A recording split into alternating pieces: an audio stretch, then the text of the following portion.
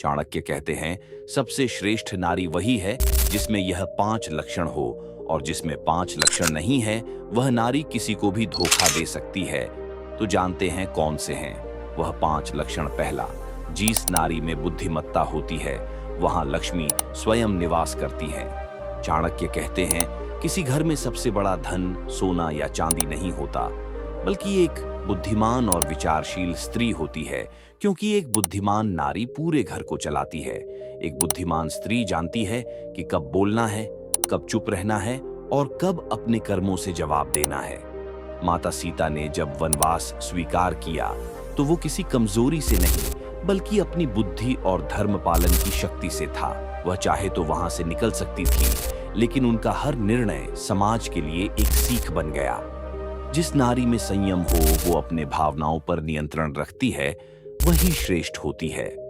क्रोध, दुख और अपमान, ये 3 चीजें इंसान को तोड़ देती हैं, लेकिन जो स्त्री इन तीनों में भी संयम रखती है वो सबसे मजबूत होती है। चाणक्य कहते हैं, ऐसी स्त्री ही संकट में भी घर को संभाल सकती है, अन्यथा संयम के बिना ऐसी नारी कुछ नहीं कर सकती। जब द्रौपदी ने अपमान सहा तो उन्होंने उस समय प्रतिकार नहीं किया, बल्कि समय का इंतजार किया और फिर धर्म और न्याय के मार्ग से अपना बदला लिया।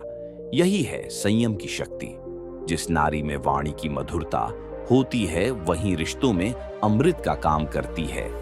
अन्यथा जिस नारी में यह लक्षण नहीं है वह कभी भी किसी की नहीं हो सकती।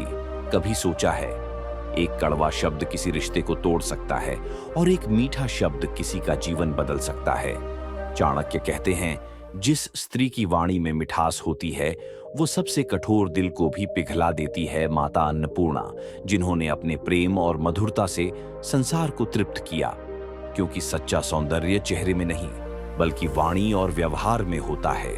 इस स्त्री में आत्मसम्मान हो, वो अपने सम्मान से समझौता नहीं करती, वही पूजनीय है। जो सिर्फ अपने पति को ईश्वर मानती हो, जो अपने आत्मसम्मान की रक्षा खुद करे।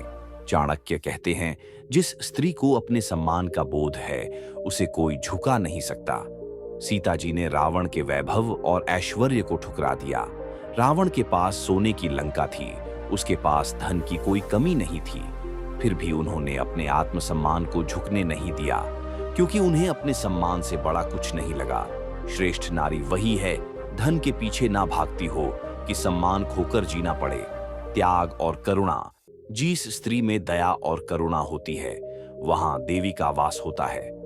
त्याग और करुणा, ये 2 गुण स्त्री को देवी बनाते हैं। वो बिना शर्त सबके लिए कुछ न कुछ छोड़ती रहती है, अपने बच्चों के लिए, परिवार के लिए, समाज के लिए। चाणक्य कहते हैं, करुणा और त्याग वो शक्ति है जो अंधेरे में भी रोशनी जला देती है। अगर आप में ये लक्षण है तो आप श्रेष्ठ नारी हो। और चाणक्य नीति जानने देखने के लिए लाइक और सब्सक्राइब करके जाना।